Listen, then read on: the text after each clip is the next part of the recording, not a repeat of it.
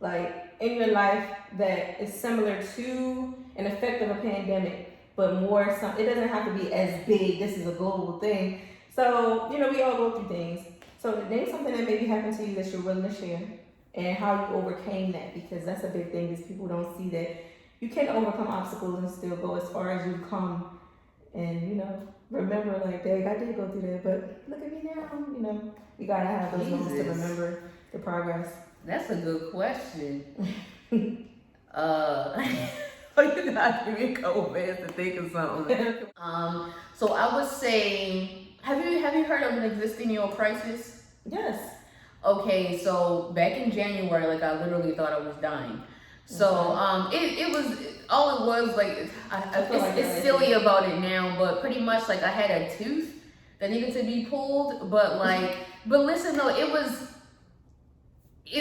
needed to be pulled for like 2 years, and like I procrastinated, and your teeth are connected to like everything, so I don't know if it was causing like get an infection, like causing type of damage, but like literally it felt like my body was shutting down or something. So, and like the whole procedure for it, to pay out of pocket, because like I said, I was just coming here and I had to get transitioned, so I didn't really have the insurance. The insurance I had didn't cover it. But pretty much I ended up getting it pulled. But throughout that whole thing, it's kind of like, by me thinking that I was dying, I don't know, my thoughts completely went left. Like, before January, I never thought about, one day will come when I'm gonna pass, and like, I didn't care. Like, I was you don't think about it till it happens. So, and it's like, I've never been able to fully recover from that experience. So pretty much from there, it's like, I want to say, okay, January, I finally got it pulled, I got better, but for some reason my anxiety was on 1,000. So in February, I wasn't like diagnosed, but I want to say if it was like clinical textbook depression, I had it. So I didn't feel good about myself, my health, my life, anything. It's like literally all I could think about was death. So I'm like, okay, maybe I need a break from Baltimore. So I went down to Atlanta to visit my family at my old house, but it was worse. Like, I literally couldn't do anything. So I was scared to go to sleep because I thought I was gonna die in my sleep. I was scared to get out of bed and go outside. Like, you can ask my mom. My mom just not told me I was tripping, but just kind of told me like, like, you need to relax, like, you're overthinking. And I'm like, no, like, life, like, what's going on?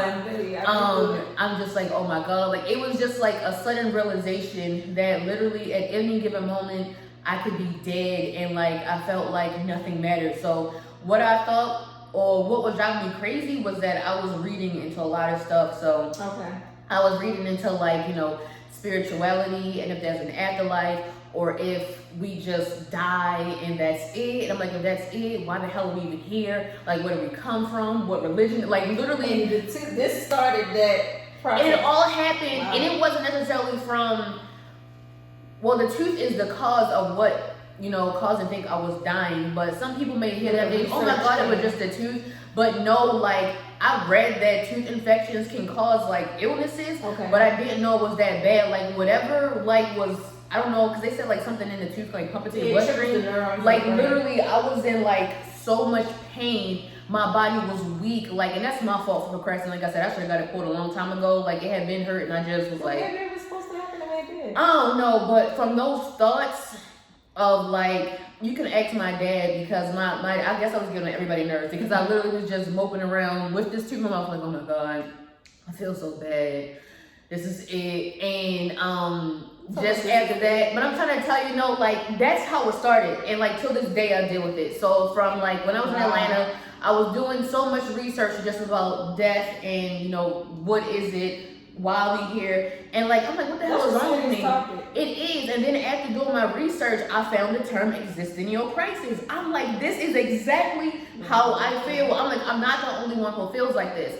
And then stuff with like George Floyd was happening, and then Kobe had died. Like, I literally cried when Kobe died, and that necessarily wasn't because he died. Not saying it isn't sad. It was just because it was like, damn. I'm like, this dude was sitting up here living life, and now him and his daughter are dead. I'm like, what the hell? Right. So it's like that realization of like how fragile life is, and it had me feeling like, oh my God, like I would hate to die before I feel like I have served my purpose. And like my anxiety of like death was on 1,000, so I actually had to end up getting a therapist. Okay. So like it was that bad. And so I literally was talking to my therapist about the things that I talk to you about now, and just, you know, coping with death. Like I literally would have thoughts of like, oh my God, like what if an asteroid was to hit the earth right now? Now I laugh about it, but before it was serious. So like people literally go outside and just randomly get hit by a bullet because people outside doing dumb stuff. Right. So it was just, you know, I was trying to figure out like what the root of all of it was. And I think that mainly it was like because I'm not happy with the fact that I'm not where I want to be. Yes, I do feel like I've had some amazing experiences throughout my life, but I'm just not at that point where I want to be. And I'm just like, I would hate to, you know, until unfortunately pass now, and I haven't fulfilled, you know, what I want to fulfill. And people are like, okay, but if you die, you don't even know. But I'm like, well, now I'm still alive right now, and I know I haven't. And so I ended up like dropping my therapist, but I've found different ways to cope with it, because I do feel like, you know, it has affected like, you know, work, because it's I didn't even want to go to work because I'm like, oh my God, I'm gonna die, or just, you know, I'm like, oh my God. Yeah, you had a lot of fear building, you know, in that situation. It was just so much. And so I'm like, you know, I gotta put forth the effort to make sure I do what I need to do to get what I want to get in business. So, you know, I started getting into like female leveling up groups just to teach you how to like better your life and be a better woman. And I think I told you before about this guy named Ralph Smart. He's really uplifting. So he talks about like, you know, positive ways to deal with anxiety. And like a lot of people believe in spirituality, and a lot of people don't. People just believe in science. I feel like none of us genuinely know what we are, why we're here, where we came from. And it's just like, I have to accept the fact that there's a possibility that when we die, that literally is nothing. Like, we're just here, and that's just what it is. We may be multidimensional beings, and something else may happen. I don't know. But it's like, in the meantime, you know, I just gotta live my life, try my best, and hope I don't die really soon. So that has been something that I've been. It sounds like it was a big awakening for you. It was a huge thing. I've literally never dealt with anything like that before this year. And I think it's so crazy that it happened in 2020, because 2020 has been such a crazy year for the entire world. So I'm like, maybe the timing was right. Maybe I did need an awakening. Maybe I wasn't on the right path, and that had to happen for me to kind of focus and, you know, step my game up. But the feeling of depression and anxiety, you know, I don't know if anybody has experienced it, but it feels really bad. I actually can relate with you. You know, and right now I'm just leveling with you, because it's so amazing how sometimes a period of time and the shifting of something that's probably extraterrestrial is causing us as human beings individually wake up and say, okay, what is my not doing right now that I should be doing? You know, because that's what it came down to me. I realized, like, you know, I went to therapy and all that too, and then I was like, okay, I don't need this anymore. Thank you for where you brought me. But it's like, you start to awaken yourself enough to take care of your own day to day, and realizing, like, I needed to I was on the path I needed to be on, but I needed to really shift my focus on the primary priority of the whole path. Like, you know, I know I was doing a lot of different jobs, and then I was like, so what is it again that I actually want to do? You know, because you don't want to get wrapped up in the thing that you said, like you said, is supporting your dream, and forget about the dream being the point of doing all those other things. Right, absolutely. So that's what I was doing. I was realizing that I was investing too much of my time and energy into other things that didn't really have any alignment with what I was trying to do. You know, I looked at healing as a format of not necessarily becoming someone new or a better person, but more so as allowing myself to kind of evolve into the better version of myself, because our worth is always going to be our worth. What your worth is always going to be there, and while you're here, it's always going to be there, and it's going to sometimes, I guess, smack us in the head like, hey, so look, you don't want me no more? You don't want your worth? Alright, cool. You know? Then you start thinking about all this other stuff, because it's like, where's my worth? Come back to me. You gotta know your worth and love yourself enough. Exactly. You know what I'm saying? It starts with you, and that's what I had to learn. Yeah, so look, we there together. I'm so glad. Look, we went through it around the same time. I'm trying to tell you, you live and you learn. You live and you learn. You sure do. But I love that you share that, because some people, you know, at a point where they're willing to yet. So the fact that you can talk about it shows that you have definitely leveled and evolved further and faster than probably the average person, and faster than you probably expected that you would, because you can look back on this, you can remember it, but it doesn't affect you as explosively as it probably would have if it was the day after, for example. Right. Now I'm a little better, but but it's a constant thing now. It's definitely an everyday. You know, you can even ask my best friend, because every day I'm venting to her about, you know, just life in general and my purpose, and you know, and she knows that, you know, a lot of people say, you know, you shouldn't be afraid of death. I don't think it's necessarily a fear anymore. Death, but I would say it's more so not having the answers of what comes after it. So, you know, it's like, okay, are we really just dead? Or like, not necessarily saying a heaven or hell, but like, people say like we transition to something where we literally are reborn again. But I think what drives me crazy is not having the answers. And there's no one can tell you. So I just hope that whatever the situation is, can I just at least live a long life when we die when I'm old, so I can at least have these experiences. So you know what I'm saying? I think that's my fear. That's the point where you have that self-acceptance too. Because that's where I am right now, in the midst of, after all that observing, I was like, okay, well, I do love me. You know, there's nothing else that can tell me that I don't love myself. Right. That's why I'm on a 90-day retreat right now, technically, but I'm kind of evolving out of it. Got 30 more days left in the retreat. So I'm coming to a point where it's like I've done so much observing, so much self-observing, so much self-love, so much self-care. So I'm kind of pushing myself into stability now, but I had to go through a phase of self-forgiveness for even thinking so much further beyond what I need to, because I realized that I don't know nothing. We don't know anything. Nobody knows anything. The scientists, Bill Gates, you know, shouts out to him. He trying to. I would say they know some things. You know, some they do, but no one knows all the answers in the universe. Nobody in the flesh knows all the answers. And even if we were to go to these people physically and ask them, we have to find certain answers. I feel as though within ourselves, because it's all about your perception. There's limitations to the way that you think, and then if you don't have a connection with your own intuition and your own mind and your own mentality, and you're not formatting your own mentality, then you kind of, I know I kind of started myself kind of running in circles trying to figure out, okay, so why is this, why that, like. You would drive yourself crazy. Exactly. I was already doing that. So I was like, you know what? I accept it. Whatever is going to happen, it's going to happen. Well, I know one thing's for sure,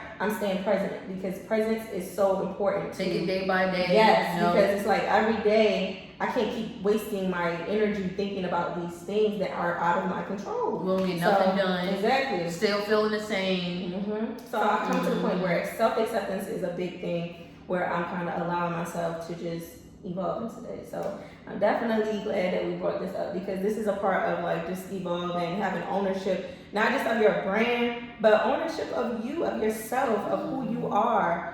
Your worth, you have a worth, that's why you exist, you know, so it's just a matter of just knowing these things, embracing them, and actually taking the time to elevate them. And even when it comes to others in our lives that we love, I try not to, so much as I used to before, kind of enforce a definition upon others. I like people to define themselves. Because we can be influenced so much by the things that we see on TV or the things that we see other people doing and being successful in, and then it kind of just distracts where we are going or what we're doing, because there may not be something familiar. There may not be something familiar in the type of makeup that you want to do. Although it's a big arena, being uniquely guided to do something like that, it's like you got to recognize your abilities in that time and in that arena, because you may be bringing something different to the table. You may wake up one morning and be like, that's what I gotta do with this. You know, and it just be like that thing. And we all have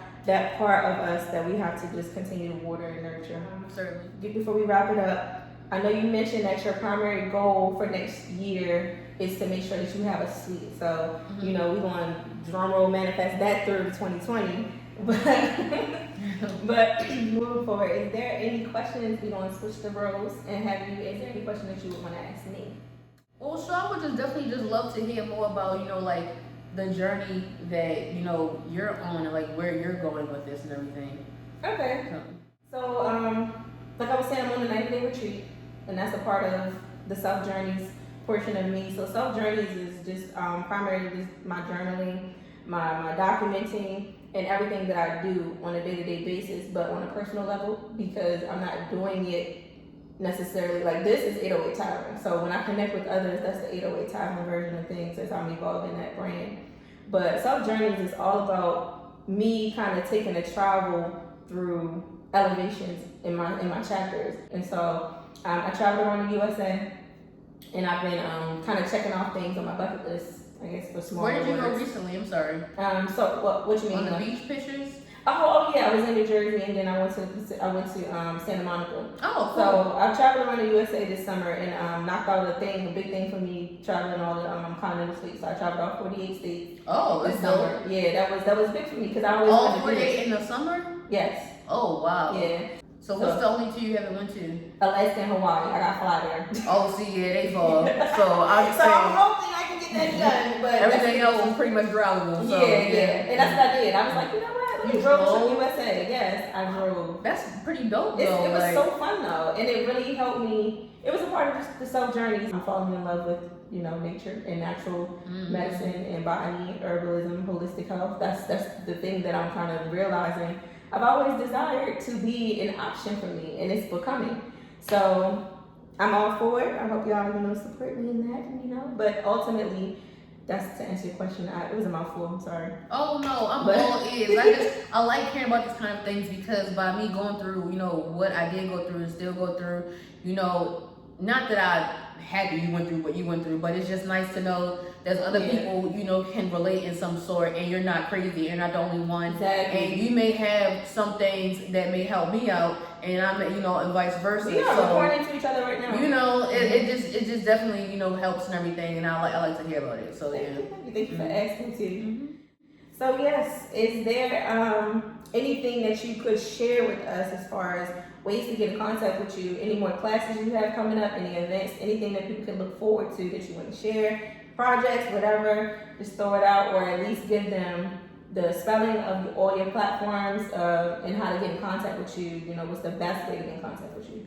Okay, well, first and foremost, to make it easy on everybody, literally, you can go on Google and type in Keira Rosati. That's Keira